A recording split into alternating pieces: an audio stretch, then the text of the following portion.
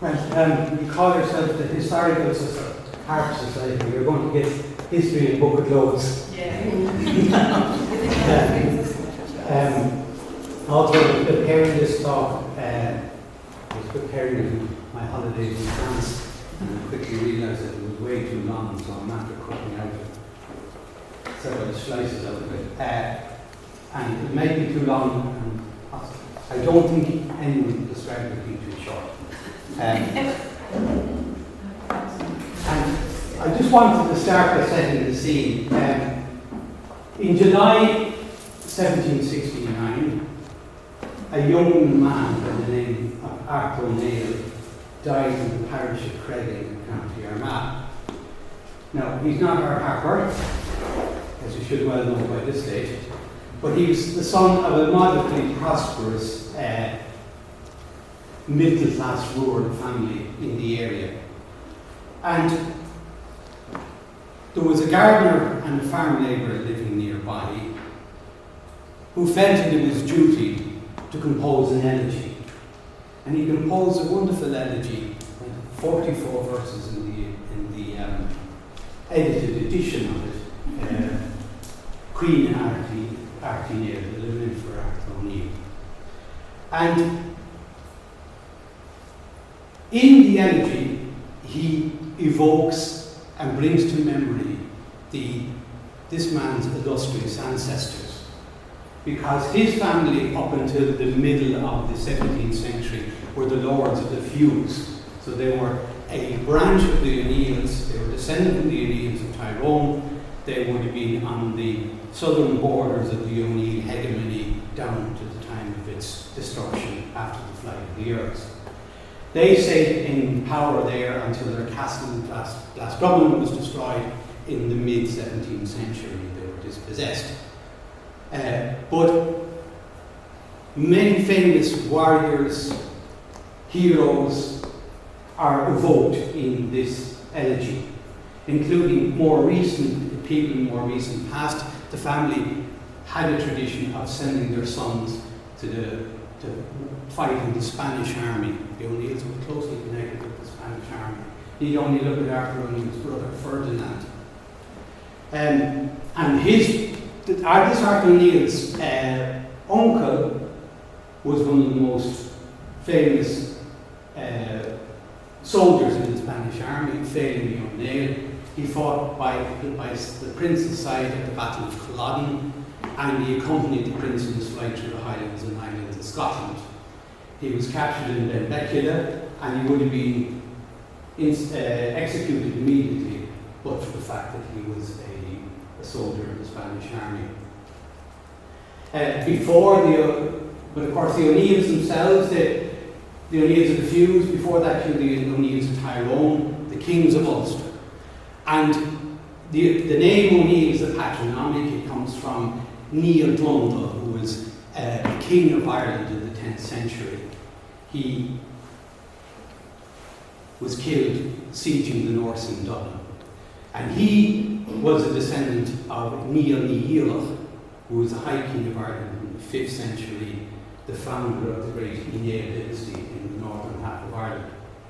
Go further back, you have people like Cumcéth, Cathach and Ardalia. We don't know if they were Iron Age chieftains or euhemerized gods. But all these people are being evoked in this poem, this elegy composed in the late 18th century by a gardener in Armagh. And needless to say, the poet, by the way, was a man in the name of Arthur Cooey.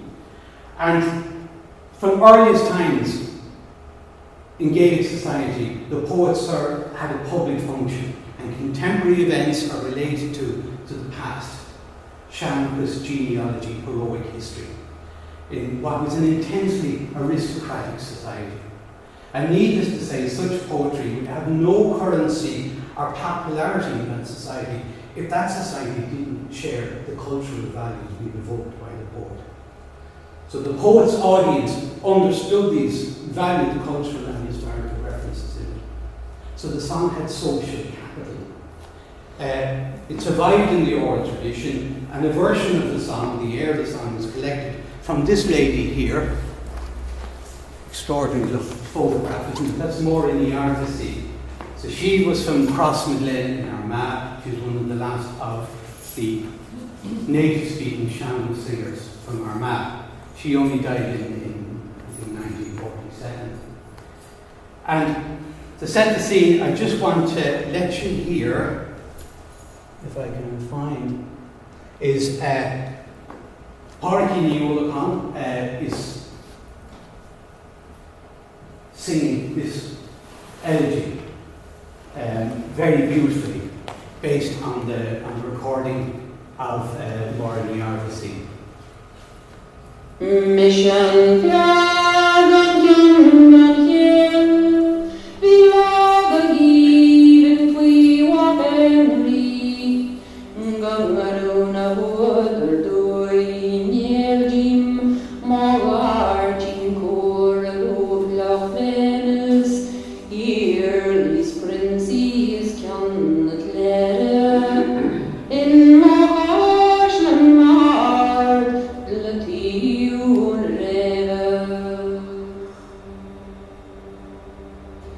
An marchen hårdel, for Orles edil, ach vi också radeleni, emerges sagas kjallne jesjen, kjærligis mer kjenmerede, damarusje bjaga brager nedje, har velden goige sja, bronna bueno.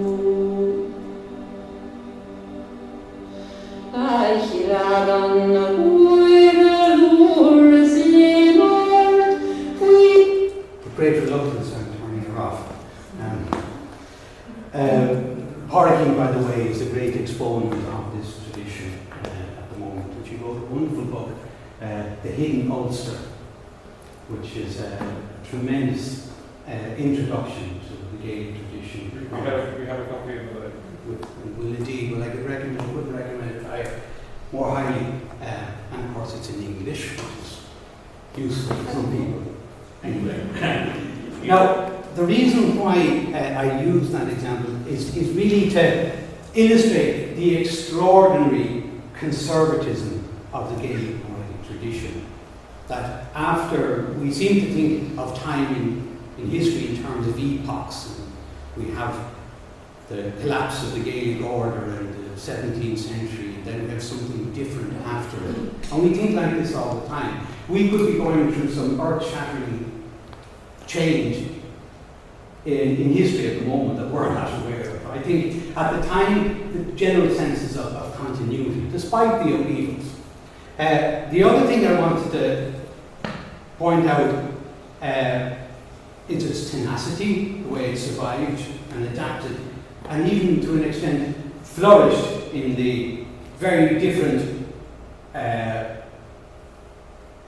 social context, and it survived down to the 20th century. This is after the social and political structures that used to support it were destroyed. Another point is the democratization of that tradition. That in the absence of the bardic schools, the patronage of the gentry and so on, we have this the target audience becomes the ordinary people. I think it was Sean Tuma had described it as folk music by destination, but not by origination. And the other thing I think when we're looking at Arthur O'Neill and his Arthur O'Neill's extraordinary pride in being an O'Neill, that this is something that is part of his cultural heritage, and it's accepted that these were the natural leaders of the people, and that the world had been turned upside down. And that's why this man would have felt over 100 years after the collapse of the O'Neill's political power, that there was a moral obligation to write an elegy like that, or to compose an elegy like that. Now, doubtless, you're all familiar with the collaborative role that's described for the poet, the harper, and the rocker in, shall we say, pre-conquest Gaelic societies, with the Marquess of Clonricker and various signatures of Ireland and so on. I remember, I think Simon gave a lecture on this, or he spoke about it the last time I was here. Now, I'm sure in reality, each of these types of artists did many different things. It wasn't a simple scheme, both in collaboration and independent of each other. Nonetheless, we have this impression of them being dependent parts of an artistic unity. The production and performance of a high prestige art within that society was a collaborative function. Then when we look at the 18th century, I feel certain assumptions are being made. Where we speak readily of harping songs, or songs of the harp, or the harping tradition. And the assumption, possibly unspoken, is that if the harpers function in some way independent of the cultural milieu, that their art was largely separate and distinctive. And this is at a time when the poets themselves were adopting the song as their main artistic medium. When I got interested, I began looking at bunting and learning some songs and playing with people like Kathleen Cannon and Siobhan. The question immediately rose in my mind, coming from the Irish language tradition myself, is what is the relationship with that tradition in the harping in the 18th century? Now, I'm repeating Roman here because it's a question I haven't researched. It's possibly that other people have done some research on this. I'm not aware of really being part of the discourse, and I suggest that it should be. So, where does harping fit in the culture of Gaelic Ireland in the 18th century? So all I'm doing is sharing some ideas that readily spring to mind with you today. So with that caveat and disclaimer, I'll continue. And having denied the validity of epoch-changing, I'm putting the name here. So we take this late medieval Gaelic world. The 16th, 17th centuries of wars, destruction of the Gaelic and Gaelicized polities, dispossession, and so on. Down here, I'm putting 19th century language shift. That's the minoritization, the marginalization of the Irish language. That is the biggest event in the history of Ireland. It's far more important than 1916. It's far more important than the Great Famine. Because what we have is the complete re-ethnification of the Irish people. There's an abrupt, the shift itself was psychologically traumatic and dramatic because it happened very quickly and very suddenly. But it involves an abrupt and complete break with centuries, nay, millennia of cultural continuity and a construction of a new Anglophone Irishness.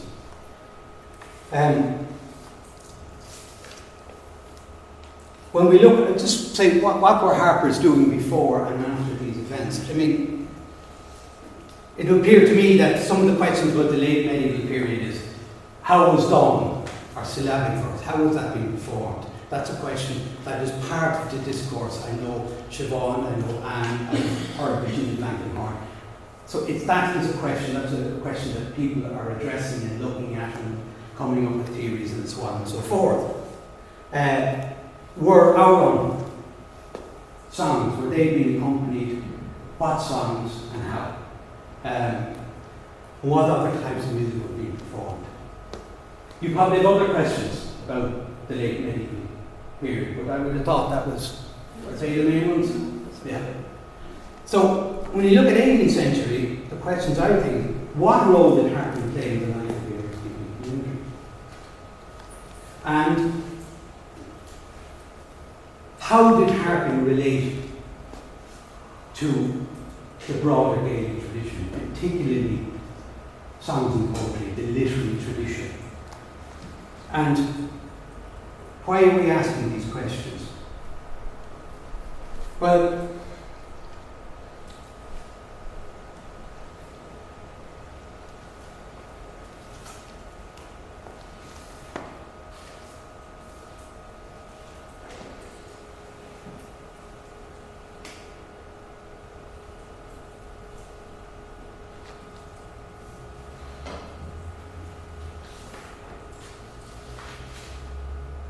one of the reasons I would say is, should we regard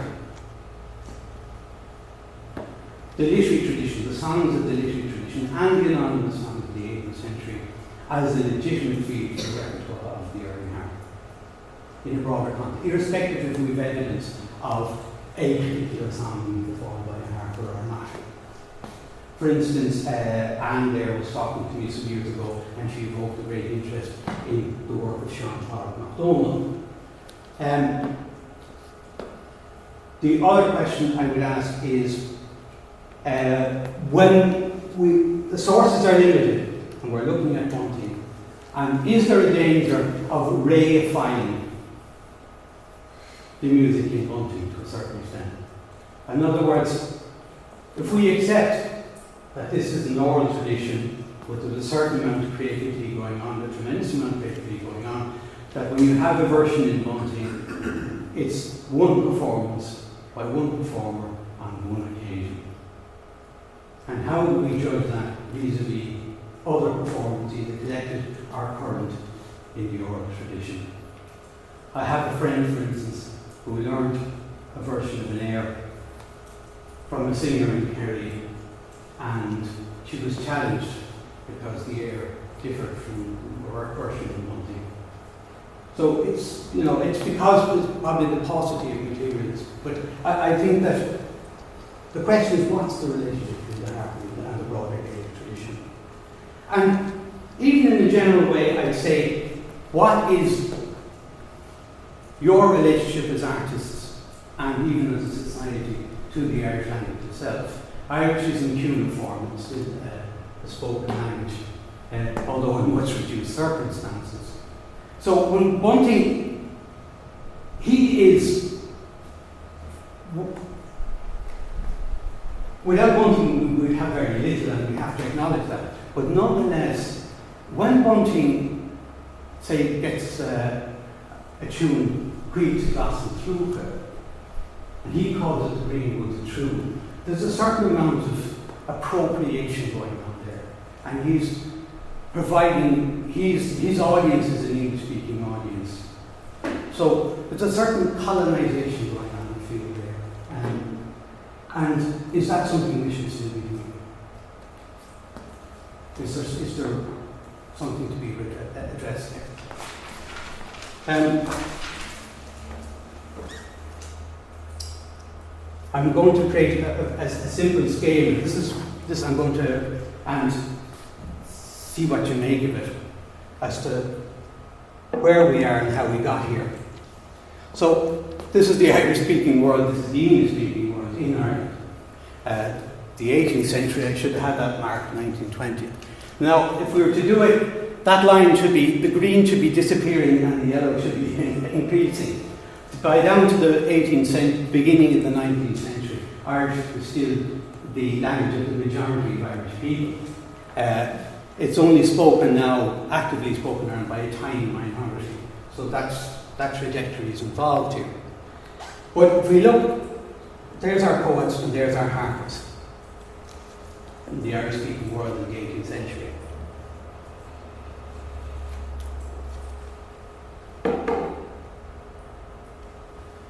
The poets, as I mentioned, the democratization of their tradition, as I called it, they had a big influence on the popular tradition, some more so than others, and that influence was probably stronger in the 19th century before the language shift rather than the residual Gaelic that there was in the 20th century. but it is there. Songs by the more literary poets were surviving in the oral tradition and still do to a certain extent.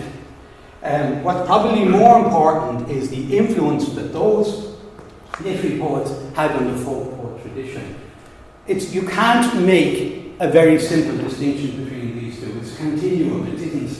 It's not a dichotomy.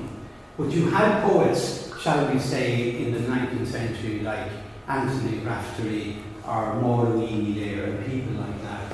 And the influence of the literary tradition on those people was enormous. And they have a much stronger influence on the popular tradition. So, when Turbo Carolan was going around on horseback, calling into the big houses and providing entertainment for them, and Arthur O'Neill was doing something similar. A man like Anthony Raftery was a destitute tramp with a fiddle, and he was going around from thatched cabin to thatched cabin. But his influence in the popular tradition in the Irish-speaking community would be far higher.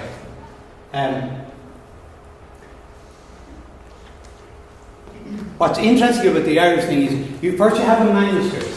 So the one advantage that the poetic tradition had on the music tradition is the poetic tradition, to a certain extent, was literate. So they left records, they left manuscripts. And also, we have a kind of an antiquarian movement, people like Nicholas Carney, Sean O'Donnell, poets and poetry of Munster and so on. But the thing about those is they're coming from within the tradition itself. We kind of have Irish academia then. So they're looking at this material, publishing it, editing and providing it. And the folk tradition is coming in there as well. So people have learned songs from Raftery, say, in the oral tradition, but people are likely now to buy a book by Kieran O'Quigley and learn the songs from that book. So there's the likes of me down the end there.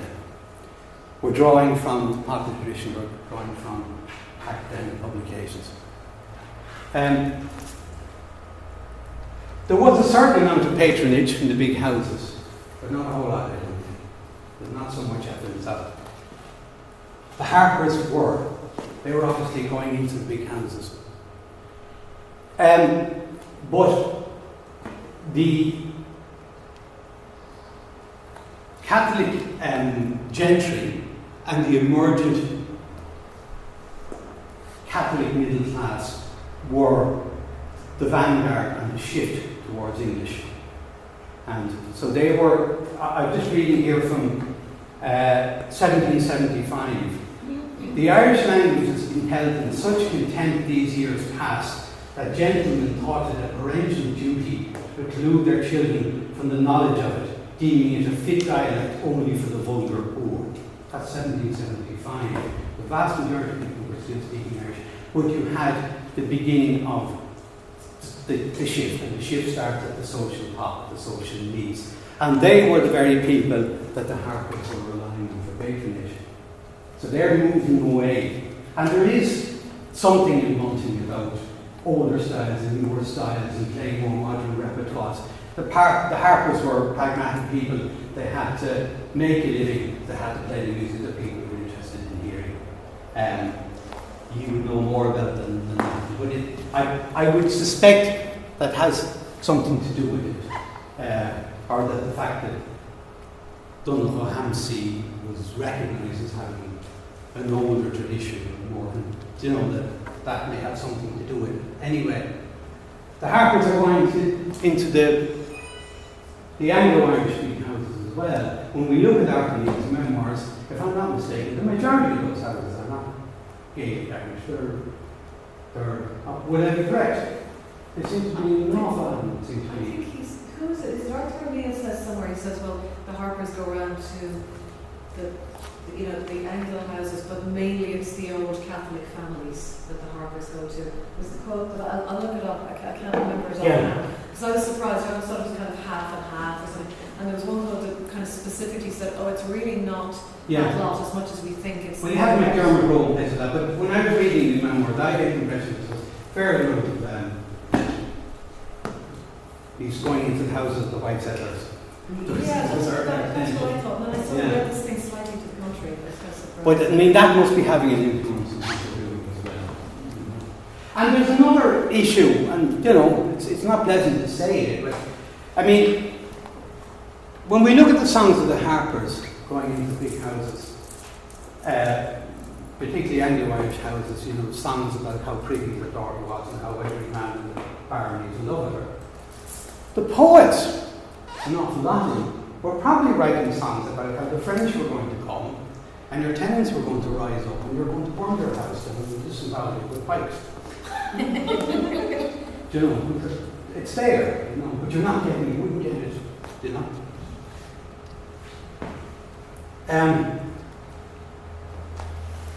The harping tradition, bunting, and that patriotic impulse is coming from the English-speaking world.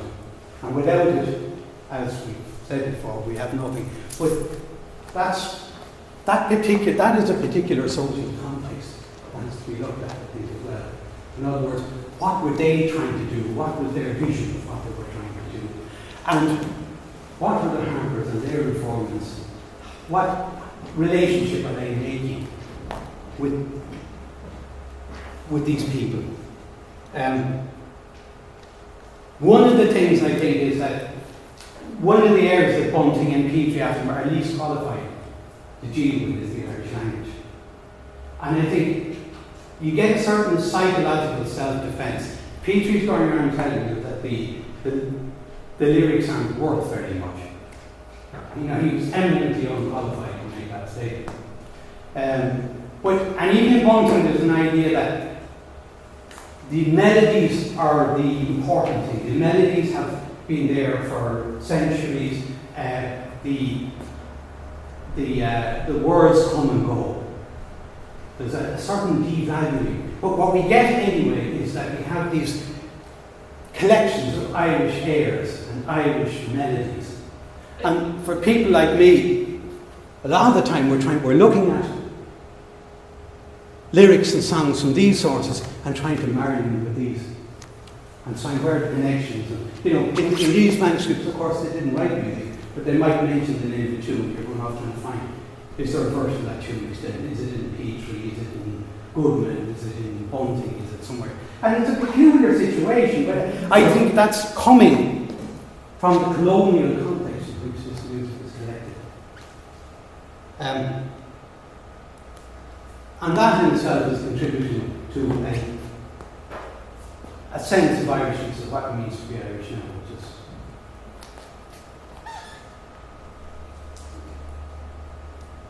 which, you know, when people talk about Irish music, or possibly the modern harp.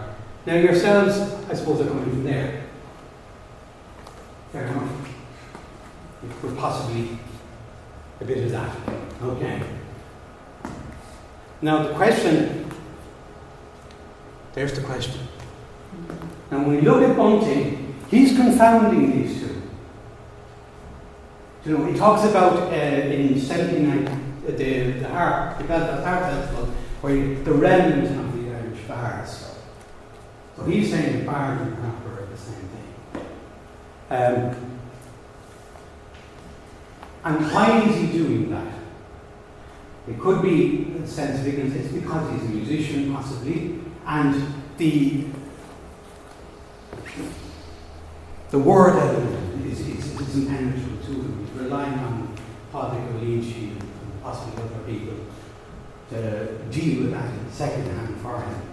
But I think there's a bigger context. You see, if we look at, I think, in the end of the 18th century, you have an emergence of originally the Anglophone colonial society is I'm trying to find an interesting quote here.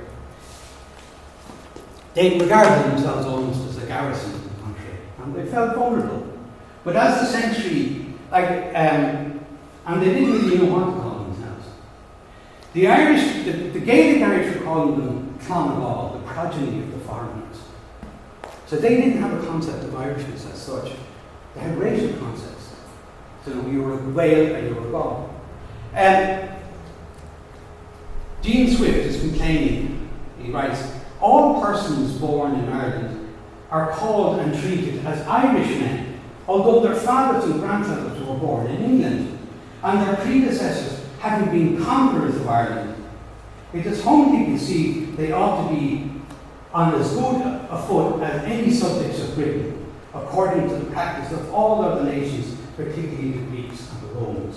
So he's complaining that they are being regarded as Irish when they weren't.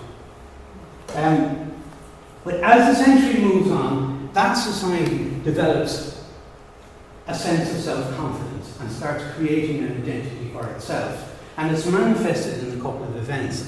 Just an example, the Irish Volunteers were founded in 1778, which gives them a kind of military autonomy that they could defend the island from a French invasion.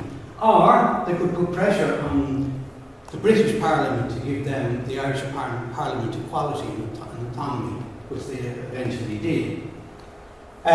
In conjunction with that is a cultural project. And the cultural project, as far as I can see, is to create a past for Ireland. Ireland is a separate country from Britain. It has a venerable past with a culture, and they're looking at Ireland in terms of what was past. With the Royal Irish Academy, 1785, the historical memoirs of the Irish Bards, 1786, Walker. Relics of Irish Poetry, Charlotte Brooke. Tremendous book. But she's talking about relics. The majority of Irish people are still speaking Irish. But this concept of the contemporary Gaelic world was something they had difficulty dealing with because that word speaks back. But if you put everything in the past, and I think this is a lot of the cultural project that Bunting is part of. United Irishmen said in 1991, the heart is going to be heard again. Isn't that the motto of it? It is new strong and shall be heard. Yeah, but you see the close context of. I mean, when they talk about ancient Irish music, it's fascinating. I mean, a lot of the tunes were what, 60, 70 years old? You know, it was like calling Lonnie Donegan Skiffle ancient music. You know. Anyway, so now, Chingachgook, the last of the Mohegans, 1830. Most of the American continent was still inhabited by Native Americans. And it was very important, you had to create a type and make them extinct in the title of your book. There was no Mohegan tribe. It never existed. And we have this concept of the noble savage and so on and so forth. We look over here at Thurlough Carolan. So there's a historical man called Thurlough Carolan, and we have Carolan, the last of the Irish bards. So the last Mohegans, the last of the Irish bards. He wasn't a bard, of course. That's the first point. It was Oliver Goldsmith that came up with the term first. So, Oliver Goldsmith, 1750. I think the earliest quote I came up with the last of the Irish bards. Owen Rose Sullivan, one of the famous poets, was 2 years of age in 1750. And he's been described as the last of the Irish bards. I think it was important that they put this into the past. And the account of Pádraig Ó Lynch gives of meeting Richard Barrett. Richard Barrett was a poet in Belmullet who was survives in the oral tradition to this day. Songs like Perhaps and Owen Core, Kershlev. These are songs in the oral tradition of Northwest Mayo. And it was a unique opportunity because Tommy Colinci meets Pádraig Barrett in Belmullet. And he's held in great respect by certain gentlemen in the area, and they want Pádraig Colinci to pay good money for his poems. But it's fascinating to look at what O'Lingy had been asked to do by Bunting. Find the quote here. So he's meeting Pádraig Barrett in a pub several evenings ago. I must tell you, sir, he's writing to Bunting. Yeah, I must tell you, sir, that one evening, as Mr. Barrett and I had been in company with 3 or 4 of these young bucks, Barrett was a head school master, so these were ex-pupils of his. Mr. O'Donnell called him aside and after returning says, I think Mr. Barrett has no right to give away his own compositions, the fruit of his own brains, too cheap. If he's willing to give me a copy and copyright of all of his songs, I shall be willing to give him 5 guineas for them. Sir, said I think Mr. Barrett has a right to profit from his own works, and I doubt not, but they're worth more. Meanwhile, I have no orders to take the works of any poet can have with me. Why so? Why so? Cries all the company. What have you come here for? Was there ever a poet in Connaught, ancient or modern, superior to Mr. Barrett? Gentlemen, said I make no doubt of the excellence of Barrett's compositions, but my orders are to collect the songs of the old bards. And I was told that Mr. Barrett would give more old songs than any other man in Connaught. It was a terrible opportunity lost. But you see the mindset. He wasn't an old bard. The idea of a living contemporary culture that's regenerating itself and recreating its own relevance to a social community seems to be lost.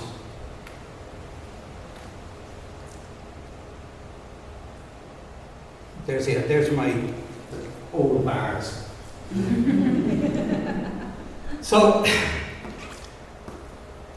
there were, in Ireland, traditionally, there's an old tradition going back that Ireland would be divided into 2 halves. Lia Cree, the half of the Con, they're descendants of Cunninge Tara, the kings of Tara. And Lia Vau, that's Mon, or the Ormond, the founders of the kings of Cashel. And there's a certain truth to it, I think, that where in terms of music or language and so on, that you have this division. And we look at it, Bunting is concentrating on the northern half. But he's basically Yappy, he's Ulster, Mayo and so on, and Longford and so on.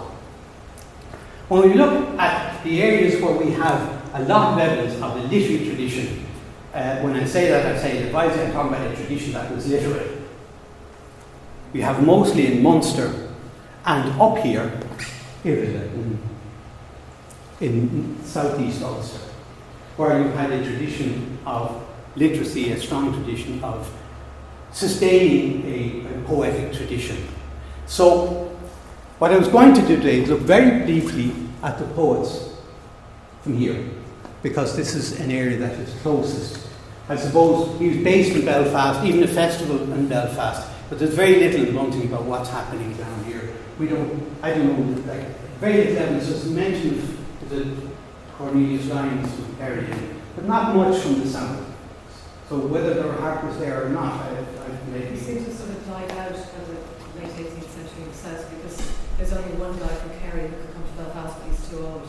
So they knew about it, but there doesn't seem to be anything down there. But just getting there was pretty difficult, I think maybe, but I'm not sure. But anyway, what I'm going to do today is very quickly look at this and see what it tells us. Right. Before I do that, I just want to mention one thing. Again, we're talking about change and what was going on before and after. This is a poem written in 1607 by Sharon Katie. He was a trainee priest on the continent when the plantation of Ulster takes place. The O'Neills and the O'Donnells escaped the flight of the Earls, 1607, and a complete collapse of everything that had gone before. What I'm doing is he's writing that in Song Meter in 1607, right? And he's fabulous, right? Skjól ardhá chudlí míche, is de bhró gebrach na dála a pobl dínis, ge róhad a táid in a bháil in bhróscar bíomha fa yogarás a lán an cobal tríche. The song tradition, the literary song tradition, proceeds through the 18th century, and it doesn't get better. It gets decadent, it decays. It starts out, we see no evolution of it. It starts fully fledged. Now, that is not a newborn foal standing up for the first time. That is a venerable tradition, a very sophisticated tradition. The poets were writing in song meters for centuries before. Right? And I come across Henry VIII, 1549.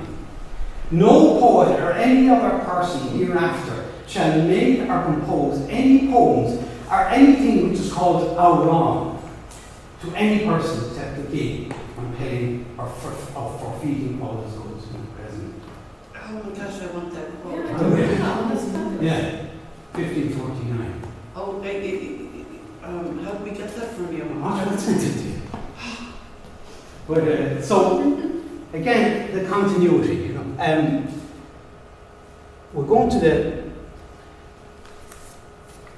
to look at a few figures in the South East Ulster tradition. I was looking at an article in the Louth Historical Journey, where they looked at evidence, and they named 80 poets in that area. You're talking about Louth, South Armagh. It depends, a bit like the Bermuda Triangle, how far you want to extend it to include things or leave them out. But I'm just going to look at a few very important figures here. And the first of them is Seamus Donald McCourt. Right, so he's going back into the middle of the 17th century. And he's regarded as a kind of a father figure of this tradition. He's certainly one of the best poets from it. This man, he's both a harper and a poet. His name is Padraig MacAlindy. And tradition has it that he was a fairly prosperous man. He had a comfortable house. But he seems to be one of the main organisers and doers up in this area. His house was open to poets and musicians and harpers. He organised a school on a hill called Crockcane Cointed, about 5 miles outside Dundalk. You won't find it now because it was quarried away in the 19th century. But apparently, what a school was, I don't know, but I think it's something like what you're doing. In other words, people would convene on the hill and enjoy each other's company. People would know that the next date is coming up, and that would give them the impetus to write new songs. Possibly they would share songs. Probably some of the newer poets would get advice from the other guys. But it's interesting. It's said, now some resources are Nicholas O'Carney, and some scholars doubt the veracity of what Nicholas O'Carney says. I don't know why, but anyway, he's known as Padraig na Dláirse in the tradition. Any who are brought properly would realise that that's genitive plural. So he had more than one harp, obviously, you know. But it was said that he used to perform on these poetic conventions. And another interesting thing is said that he composed all the music for Seamus Donald McCourt, poetry.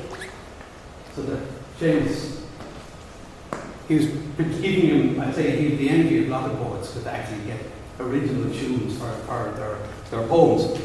And I'm going to go back, sorry now, just very briefly. Seamus Down McCourt wrote a very interesting form. It's where you would mix syllabic verse and song verse. And here's an example. So you'd write 3 verses in syllabic verse and then 1 in song meter in the same piece. And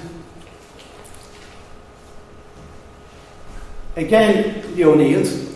There was a young girl, this Con O'Neill lived in Ballyscandon in County Louth, and his daughter used to love this blackbird. I don't know if she had a pet blackbird. Who's a pet? I don't imagine anyone having a pet blackbird. It was probably a blackbird that frequented the garden, but the blackbird got drowned in the back of the line, and the little girl was distraught. And Seamus Dowell wrote this. And you see the O grada láimh is silla rusk glachsa tosta Elan Uwer Inin Arlin Chininéal Fawasa Néal Naflot the Hool. That's your syllabic verse. It's a relaxed form of syllabic verse. So. But then we come down here, pure song.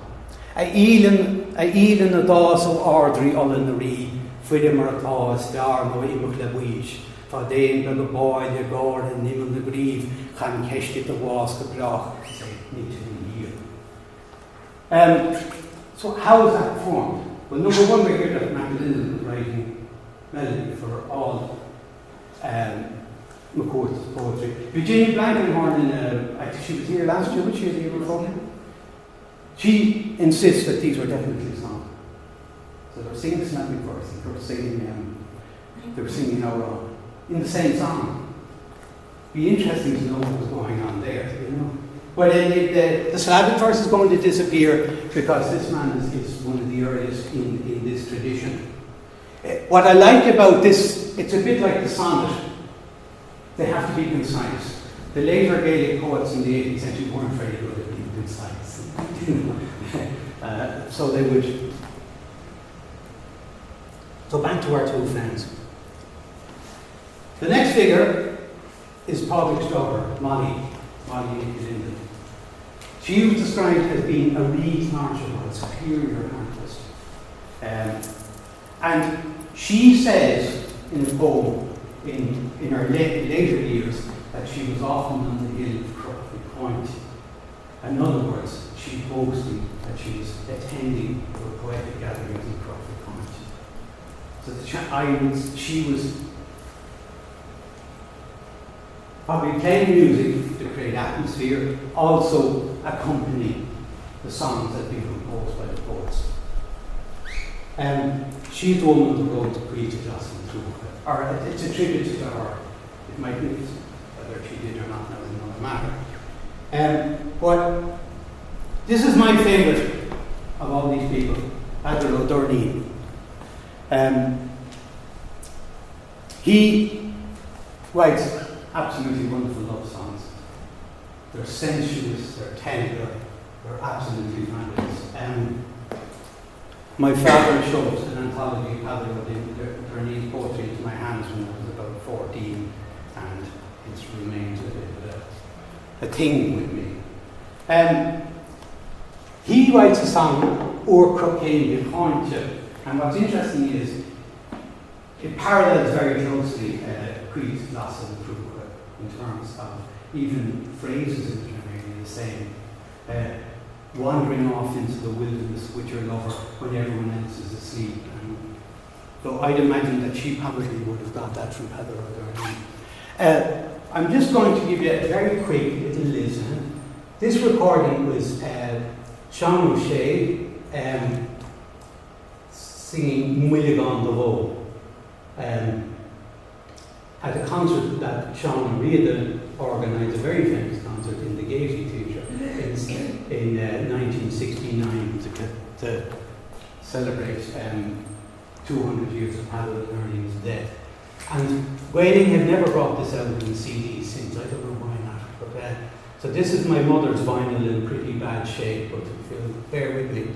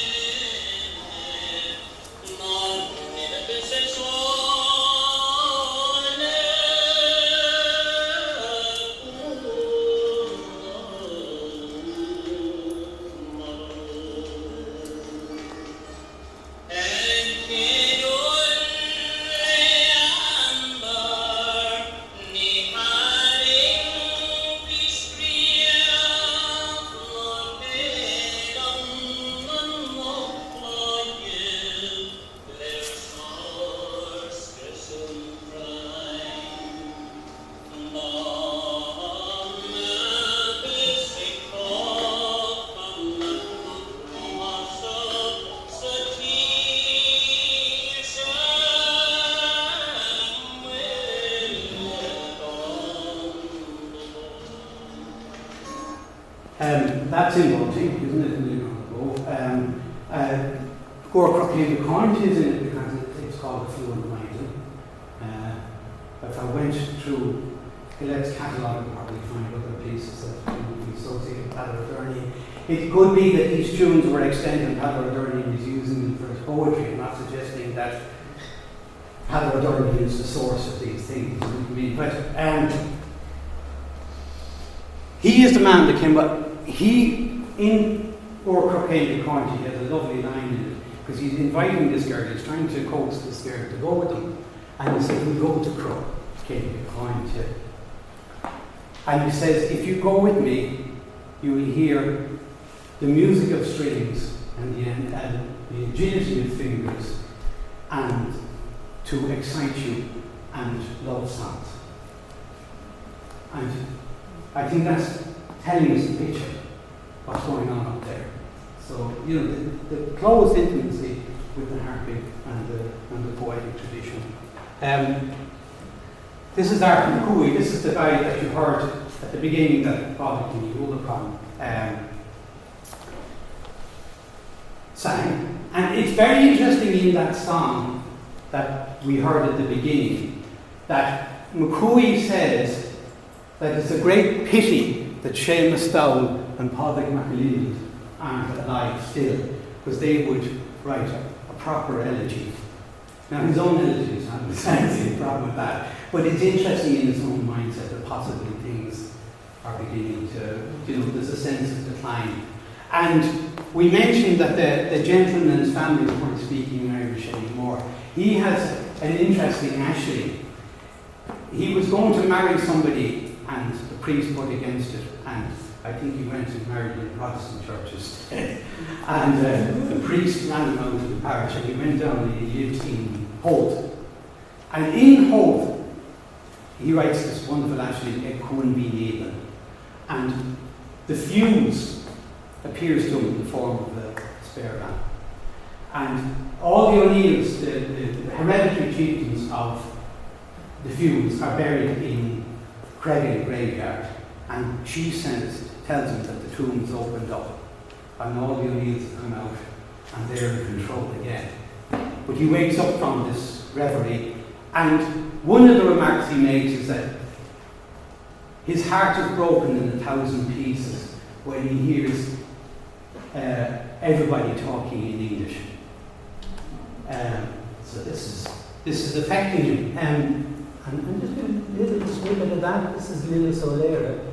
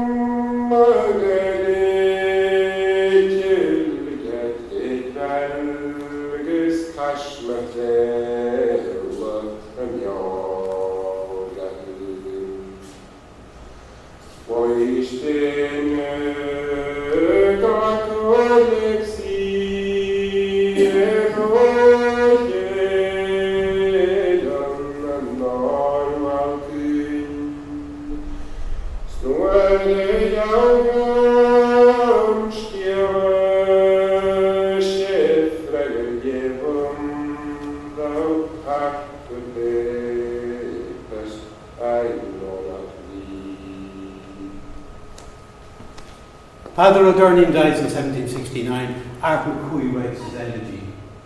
Art McCooey dies in 1773, and the story is that this man, Pádraig, I'm calling him Pádraig O, the younger Pádraig MacAlinden. According to some traditions, he was son of Pádraig MacAlinden, but the dates don't stack up. I'd say he was another generation down, but he was definitely of the same tribe. I'd imagine he was a nephew of Hans. That's anyway. This is Lyndon the Harper, the one we were talking about. The story was that Art McCooey. See, Art McCooey was only a young man when he died, but I think he was a heavy man in the body. The story was that Pádraig MacAlinden, the younger Pádraig, paid a visit to McCooey's house one night, and they were sitting by the fire, on top of the fire, drinking a bottle of whiskey. McCooey's wife went to bed, and the men stayed up chatting, and eventually Padraig MacAlinden went home. His wife smelled some burning and came out and found her husband dead. And the hat had fallen into the fire. He'd stooped over and the hat had fallen off his head in. And it's interesting too that, and this is only preliminary, but when I look at, I can see examples of O'Doherty in Bunting. I don't find anything like from McCooey. But in the oral tradition, McCooey is the big noise. And that he's the poet that most survived in the oral tradition. Excuse me, which pieces in Bunting do you find associated with O'Doherty? Well, the moving on the bow would be Fleur and Maiden. I think I came across one or two more, but I'd have to look. Now, when I say associated with, as I said before, it could be that these were tunes that were current, and O'Doherty was using for Sure. you know. But a Fleur and Maiden is him, because that's the first line of Orcrook Ain't Cointed. Now, it's not the Orcrook Ain't Cointed that we're familiar with now. That was supposed to be composed by Peadar Ó Cúailnge in the beginning of the 20th century.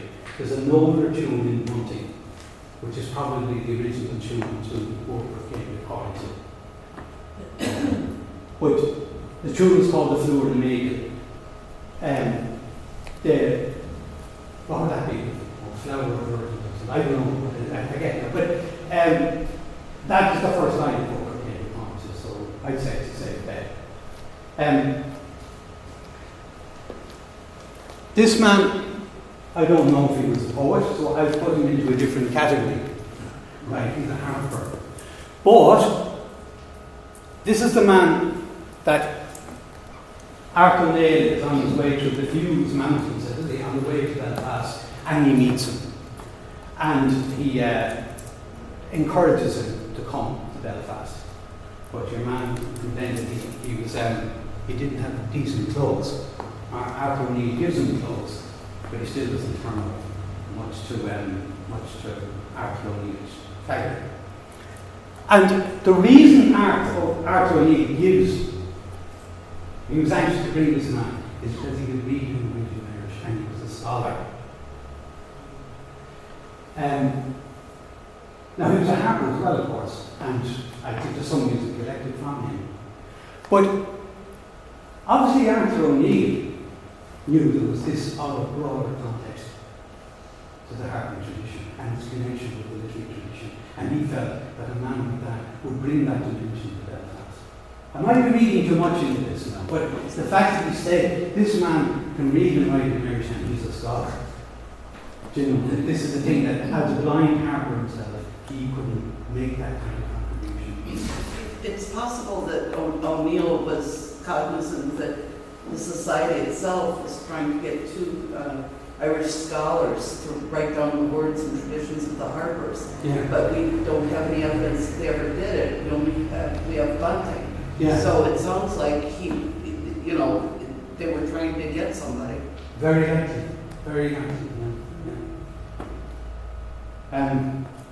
Because literacy in Irish was a comparative rarity, at the time, outside particular circles. But Padraig MacAlinden then, he teaches Padraig Ó Cúailnge, and we're nearly at the end of that's Patrick Quinn, I'm decolonising.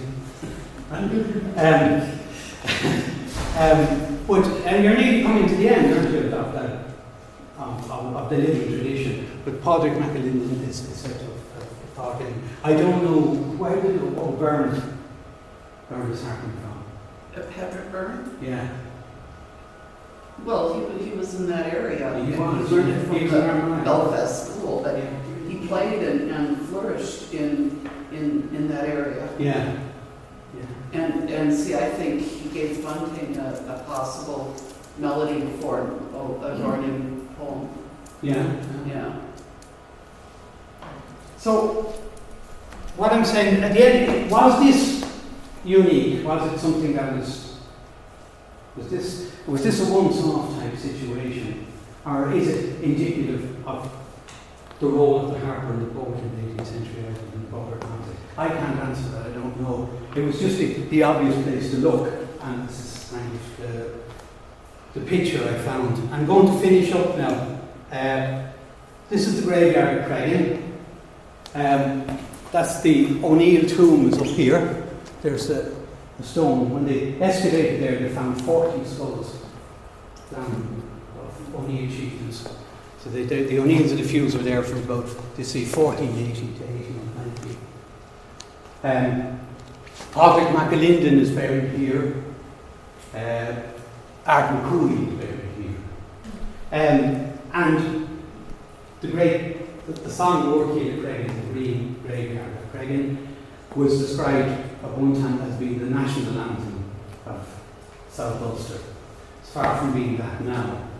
But I think it's a nice point to finish, because in here, as I described last night, it's because the O'Neills are buried here that Art McCooey says that he can't disappear to fairyland with the Ashley, because he has to be buried in the grave with the nobles of Cregan.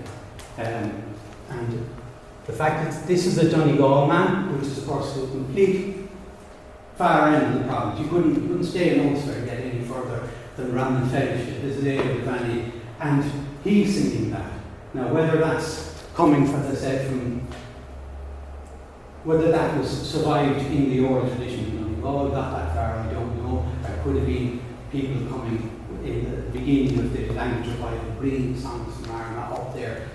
But I'm just going to finish up with that. And I know that it's just a kind of a snapshot, but I think it's a question for discourse. All right. So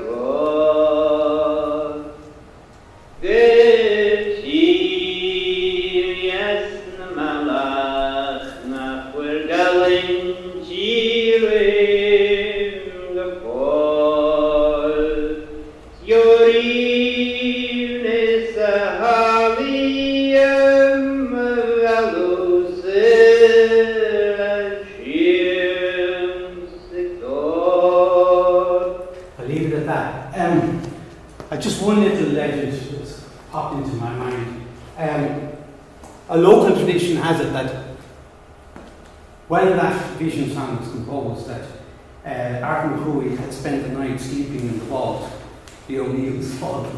How that happened, I don't know, because it's picturing has something to do with it. But when he wakes up in the morning, there's a little a clinking in the wall, a little gap in the wall, and daylight was coming in, and then a robin came in, flew in, saw him, and then flew out again.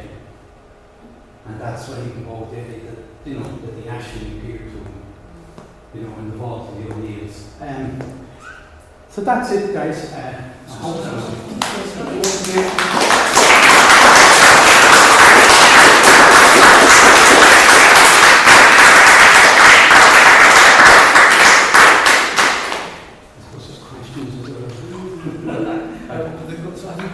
What was it that appeared to him? a robin. The robin came and...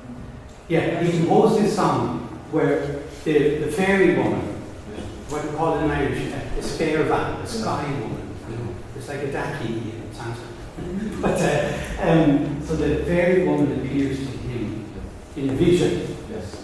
and he says to him, "Come with me to a land of honey where no foreigners have conquered yet." And his response is that wherever he goes, he wants his bones to lie in the graveyard beside the nobles of Cretan. You know, the traditional loyalty of those people to the O'Neills. You know, so that was. I don't know if this is a good thing or a bad thing, but no, because There's so much.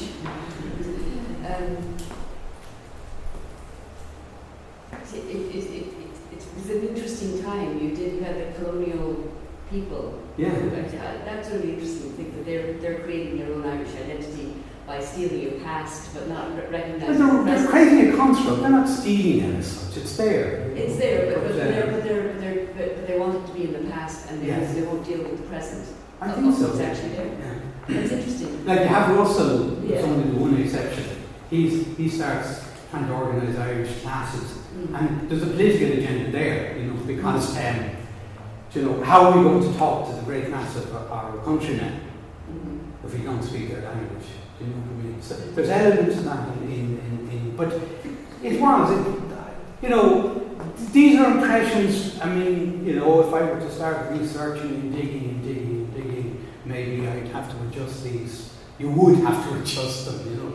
But I think that you have to put Bunting in that context of the Anglo-Irish creating an Irish identity for themselves. I think if you look through a lot of Carlin's compositions and the names and stuff, a lot of his patrons would have been from the Anglo-Irish Well, they were. historiography. Yeah. I don't know, I've never actually counted up or... Well, Ireland, thanks to Ireland and Drury and I can show you Hewlett. And these are obviously all Anglo-Irish families. But if you look, his true laments that he writes for people are the old Irish families, Yeah. and all of his poetry, save one piece, is written in Irish. Yeah. So they might, that speaks something. Yeah. I would say this here, of course, but you know, a Carlin has to make a living. Yeah. Do you know what I mean? And he will pay, you know, and certainly some of the better material I think would be, you know, where it's hard was. But I mean, you know, it's not some of they're very nice songs, you know what I mean? But the other thing, those families, I think, when they moved into rural Ireland, learning Irish was a necessity in the early period of the 18th century.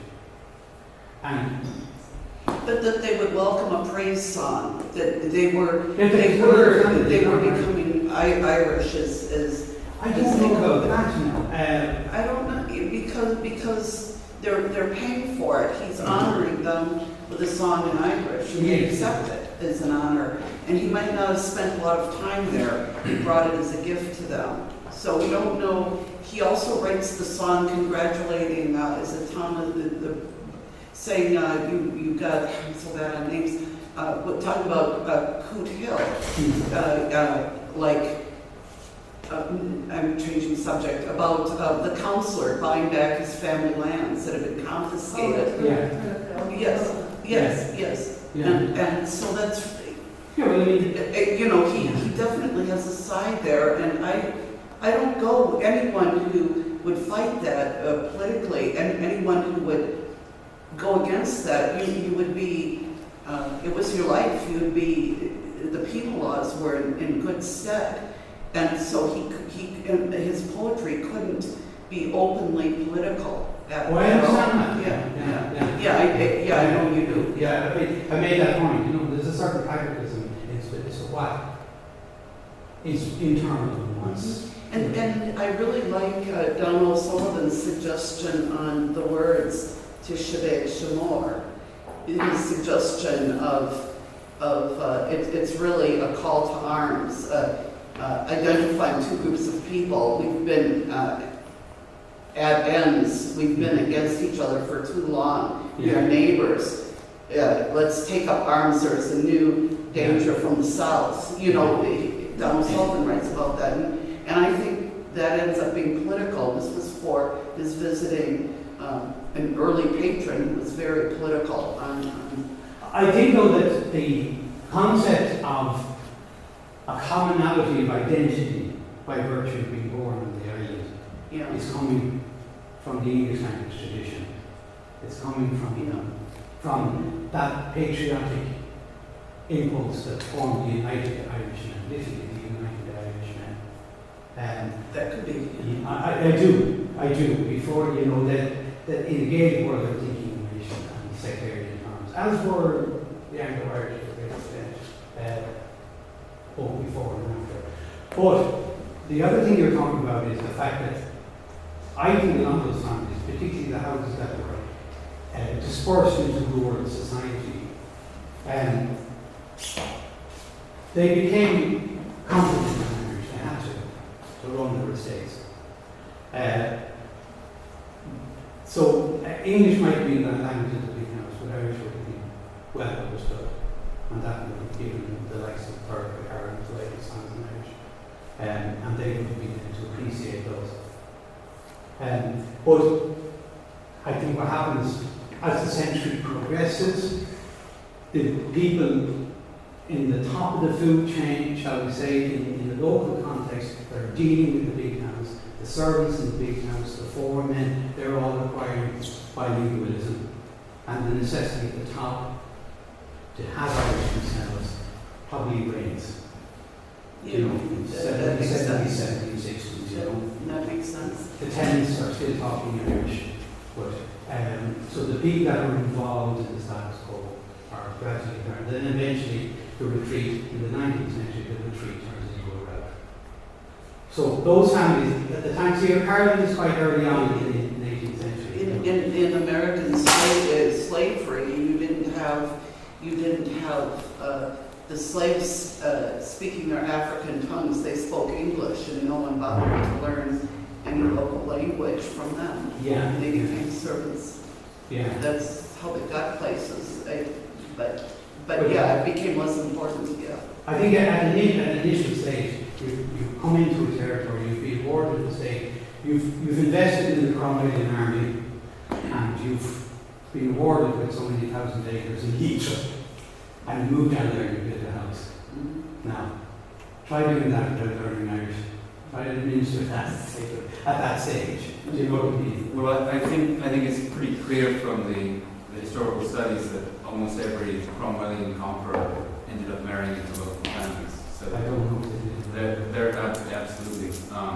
I think only in the Dublin area, only in the cities, there were Anglo-Irish there who were English in name and 100% English in blood, but throughout the Anglo-Irish settled in the rural Well, area. I've gone through a lot of those families, but some families in Burke Street, the generations going back. It's enormous. I've always associated the sentimentality towards the so-called dead culture of the Gaelic, the relics, Yeah. as with their own family trees. In the Yeah, sense but that that would very they were Irish relics, that they lost touch with that. Yeah. But they had. I mean, they were not racially completely divided. Yeah. It's very. But there is, they do adopt it. There is an ideology there. Now, the fact that they become the patriots, if you like, is indicative of how that comes together. Of course, there's social interaction, there's intermarriage, there's day-to-day interaction with people. There's loads of that. But I think, nonetheless, if you're to look at it, the nearest we have to it, in our experience, would be apartheid South Africa. I was just going to offer maybe a slight comparison with the Welsh context, which Yeah. I know obviously immeasurably better. One of the things that I was really interested when you mentioned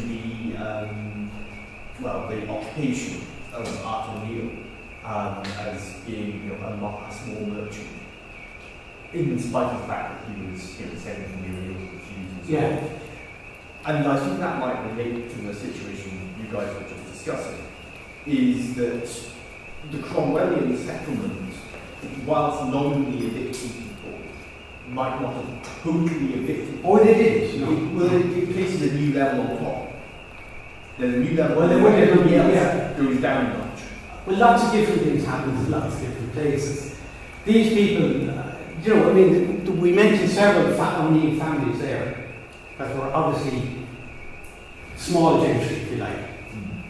Do you know what I mean? Maybe their families that retained, maybe the head of the family, the chieftain, he was attainted by rebellion, and but then his cousin had an extensive farms in Wales, and he was all right, and they retained that land. Do you know what I mean? It's a complex situation, and I can see the point you're making. I don't know if I have anything else to say about that. Well, I just thought it might have bearing on kind of the discussion of this of the patronage situation, Yeah. in the sense that it takes why kind of there's patronage continuing. But those families themselves were becoming increasingly Anglicanized as the 18th century progressed. Do you know what I mean? So they were involved with, shall we say, the hegemony of English, if you like, and the society they were dealing with. So I think that has a bearing on what happens to harping, and particularly poetry, because I'd say harping would be more digestible, if you like, longer. But eventually, I think that, I mean, why does the harping die out? Why does the harping die out? Well, I think the culture that supports it die out. Yeah. There's a whole Yeah. column is It was essentially an aristocratic, that's my opinion, you know. You need an educated, sophisticated society to support it once that's dead. So when those families will gradually become alienated away from that culture,